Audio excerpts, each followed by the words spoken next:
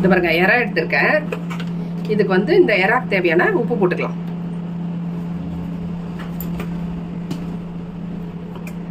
நம்ம வீட்டில் அரைச்ச குழம்பு மிளகாத்தூள், இந்த மிளகாத்தூள் ஒரு 1.5 ஸ்பூன் போட்டுக்கலாம். போட்டு எல்லாம் ஒன்றா மிக்ஸ் பண்ண போகிறோம்.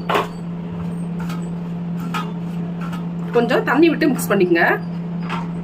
பாருங்க நல்லா தண்ணி ஊற்றி மிக்ஸ் பண்ணியாச்சு. இதை அப்படியே எடுத்து வச்சிருவோம். ஊரெல்லாம் வைக்க வேணாம், நம்ம இப்போவே செய்யறதுக்கு ஸ்டார்ட் பண்ணிடலாம்.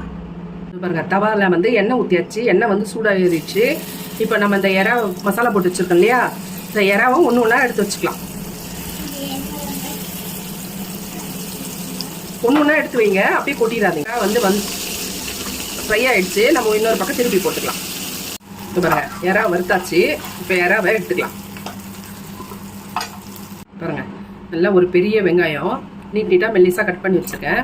இந்த வெங்காயத்தை இந்த எறாவை எடுத்தோம் இல்லையா, அதே தவால அப்படி போட்டுக்கலாம்.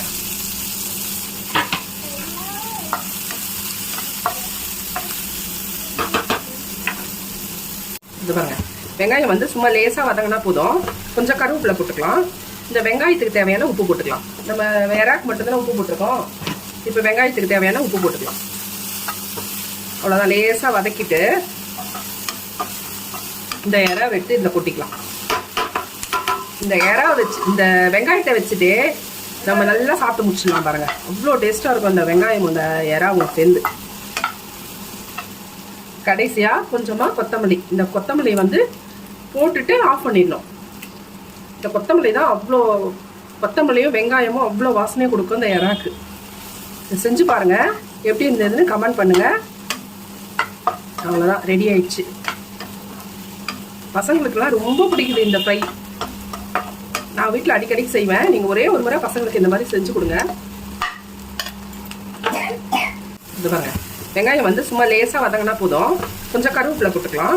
இந்த வெங்காயத்துக்கு தேவையான உப்பு போட்டுக்கலாம். நம்ம எறாக்கு மட்டும்தானே உப்பு போட்டிருக்கோம். இப்போ வெங்காயத்துக்கு தேவையான உப்பு போட்டுக்கலாம். அவ்வளோதான். லேசாக வதக்கிட்டு இந்த எறா வெட்டு இதில் கொட்டிக்கலாம்.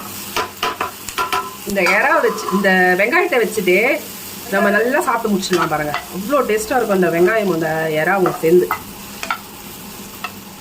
கடைசியாக கொஞ்சமாக கொத்தமல்லி, இந்த கொத்தமல்லி வந்து போட்டுட்டு ஆஃப் பண்ணிடணும்.